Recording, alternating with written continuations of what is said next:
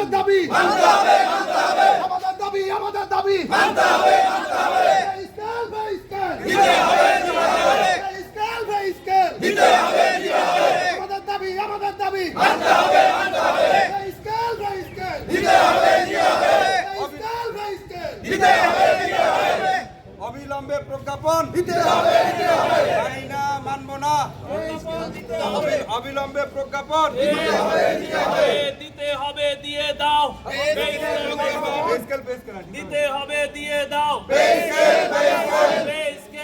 Scale দিতে হবে দিয়ে দাও দিতে হবে দিয়ে দাও আপনারা সবাই অবগত আছেন আজকে কেন আমরা এই মানববন্ধন আলোচনা সভায় অংশগ্রহণ করেছি। দীর্ঘ 10 বছর যাবৎ সরকারি কর্মচারীদের বেতন বৃদ্ধি হচ্ছে না, যার কারণে অন্তর্বর্তীকালীন সরকার আমাদের দাবির প্রেক্ষিতে একটি নবম পে কমিশন গঠন করেছিলেন। আমরা অত্যন্ত খুশি হয়েছিলাম যে মাননীয় প্রধান উপদেষ্টা যে নবম পে কমিশন গঠন করেছেন তার বাস্তবায়ন আমরা দেখতে পারবো।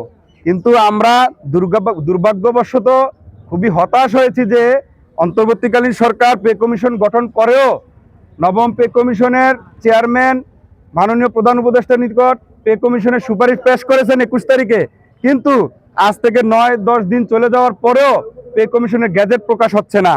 আমরা প্রজাতন্ত্রের সরকারি কর্মচারী, আমরা জনগণের সঠিক সেবা দেওয়ার পরেও এই স্বল্প বেতনে আমাদের চলতে খুব কষ্ট হচ্ছে।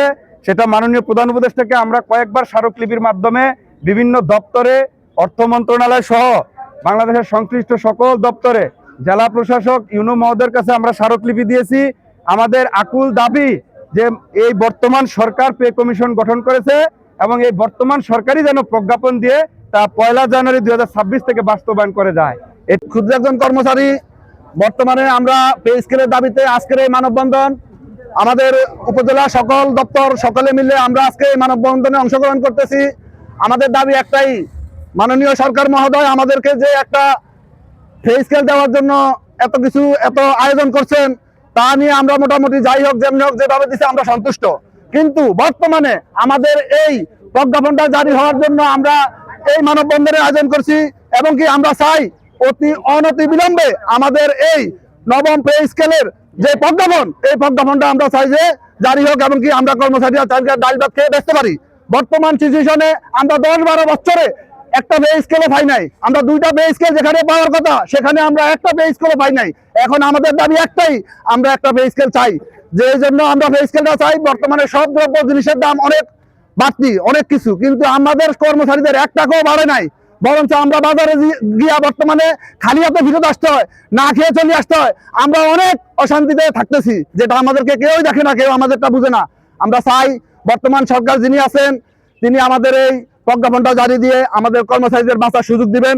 আমাদের এই মানববন্ধন আমরা এখানে আয়োজন হচ্ছে, সামনের দিনগুলা যদি আমাদের কেন্দ্রীয় পর্যায় থেকে যেই ঘোষণা আসে আমরা এই ঘোষণায় একাত্মতা প্রকাশ করবো ইনশাল্লাহ।